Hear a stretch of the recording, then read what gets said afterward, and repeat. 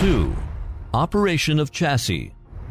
2.1. Precautions before operating. Before working, you must check solidity, load-bearing, and pressure-resistant capacity of the work ground. Before operating the crane, the following items shall be checked. 1. Fix the main hook and retract every boom and the front jack to the proper position. 2. Check steering drive shaft, booster pump, booster cylinder, and whether connecting part is firm or not. 3. Check the front left first axle, including 2 tires for air pressure and appearance, wing nuts, tire air chamber, horse riding bolts, and so on. Check the wear situation of the main drive shaft once a week to ensure driving safety. 4. Open the outrigger control box at the left side to ensure the emergency stop switch had been reset. Otherwise, you cannot start the engine. Same for the control box at right side. 5. Now check the left front outrigger. More details shall be concerned at this part. First, check hydraulic lock, the outrigger telescope rope, telescope wheels, and relevant oil pipes for damage, loose and oil leaking risks. Check the electromagnetic valve to ensure that the wire plug is inserted firmly and that no oil leaks from the oil pipe. At last, outrigger plates shall be fixed firmly and the vertical cylinder shall be retracted to its proper position. Of course, we shall check the other 3 outriggers in the same way. 6. Check that the oil-water separator and fuel pipes are free of cracks or oil leakage. Meanwhile, check that those several air tanks cannot be loose and the air pipes are free of cracks. At this moment, please look up to check whether the turntable fixed pin is locked. This pin should be locked when traveling. 7. Check the rear left third and fourth axle, including 4 tires for air pressure, appearance, wheel nuts, the tire air chamber, and horse riding bolts, and so on. The opposite third and fourth axles shall also be checked in the same way. 8. Standing between the third and the fourth axles, check the pipes and lines under the control room and on the main valve for damaged oil pipes and broken lines. 9. At the rear of the crane, make sure that the spare tires and reversing cameras work normally, and then lift your head up to make sure no oil leakage from the oil cooler. 10. Check the right rear rigger, third and fourth axles in the same method as the left side. 11. Check the air conditioning pipes on the turntable and the ones on the slewing mechanism for oil leakage or damaged oil pipe. Special attention shall be paid to ensure that fixed bolts on the rotary reducer are not missed or loose, and that output shaft shall be free of crack. 12. Make sure that the oil level of the hydraulic tank is above the specified level line. And check the front right rigger and the front right first and second axles in the same method as Step 3 and Step 5. 13. Climb up to the platform with ladder using 3-point fixation method to check batteries, coolant, power steering tank, brake oil, and open the engine hood to check the engine. Check whether all engine parts are loose by shaking them.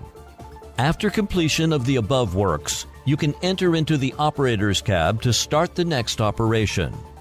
2.2. Getting into, out of driver's cab. Prior to entering into the operator's cab, 1.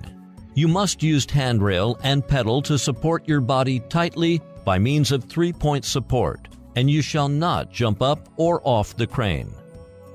2. Do not climb up or down the crane with something in hand. You can climb up or down only after it has been fully, steadily stopped. 2.3. Operation of driver's cab. When you enter into the driver's cab, sitting at the driver's seat, first adjust the seat to the comfortable position and reset all rocker switches to the non-working positions respectively. Do remember to check and ensure that the power takeoff rocker switch is at off state and set the gear lever to the neutral position. 1. Insert the key into the key switch and turn it until the electric circuit is connected. Check whether all instrument values are normal. If an alarm is issued, be sure to find out the cause and take measures. 2. Push down the clutch pedal slightly and meanwhile rotate the start key to start the engine. Time of each start shall not be more than 5 to 8 seconds. If the first start fails, wait for 1 minute and start it again. And if it fails for 3 to 5 times, you shall stop to check the reason. 3.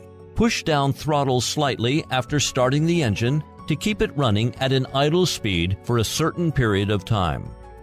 Before traveling, make sure that all instruments of the crane must be normal. 1. The start of machine will be later than the engine starting, parking brake releasing, and pushing down of the clutch pedal. 2. Set the transmission handle to gear 1. Release the clutch pedal slowly, slightly step on the throttle, and then the machine can be started. 3. To shift the gear of transmission, you shall push the clutch pedal to disconnect the clutch completely. Set the operating handle to the position required and then release the clutch pedal. 4. This machine's single H gear shift is a kind of gear shift used on a combined transmission. If the transmission shifts within low gear zone, gear 1 to 4, or high gear zone, gear 5 to 8, it is controlled directly by gear lever. 5. If it shifts from low gear zone to high gear zone or vice versa, you shall simultaneously operate the gear lever and the high and low gear shift switch on gear lever handle. The brake system of this vehicle contains 1. Traveling brake and parking brake. Traveling brake is controlled by pedal and its dual-circuit pneumatic brake with 0.79 megapascals rated working pressure. The handbrake is located at the right side of the driver's seat, by which emergency and parking brake can be done. You can pull the handbrake handle to lock position to park the crane. 2. The exhaust brake switch is located on the left handle of the combined switch. If the end face of the left handle is downwards, the exhaust brake will be in work state, and meanwhile the exhaust brake indicator lamp will be on. If the left handle is set to the position, the exhaust brake will be closed and the lamp will be off. 2 requirements must be met to use the exhaust brake. 1. Not to push the clutch and the throttle. The gear shall not be in neutral. 2. The rotation speed of engine must be between 1,300 to 2,200 RPM.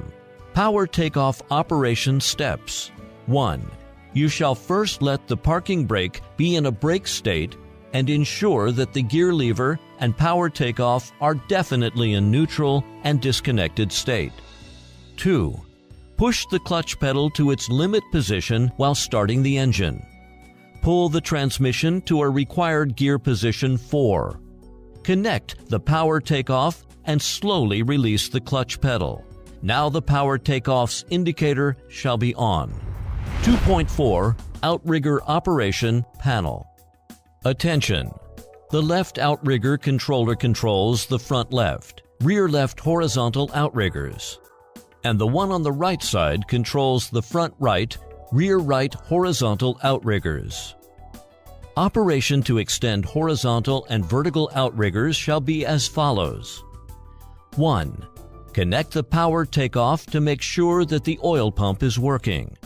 2. Turn on the outrigger master power switch in the driver's cab. 3. Pull out the horizontal outrigger lock pin and install the outrigger tray. 4. Open the outrigger control box door and press the start switch. 5. Turn on the outrigger working lamp switch. 6. Constantly press the horizontal outrigger extension button. 7. When the 4 horizontal outriggers all extend out in place, constantly press all vertical outrigger extension switch and level the frame. With respect to the crane leveling operation, observe the level meter. If the central level indicator lamp comes on, it indicates that the crane is leveled, or otherwise you need to make it level. 8. Follow the work condition and select to extend out the front jack. Constantly press the front jack extension button until the front jack plate is about 5 millimeters away from the ground and then release the button. 9. To extend and retract the counterweight cylinder, press the counterweight cylinder control button in the outrigger control box. 10. With all works finished, turn off the working lamp switch and close the outrigger control box door.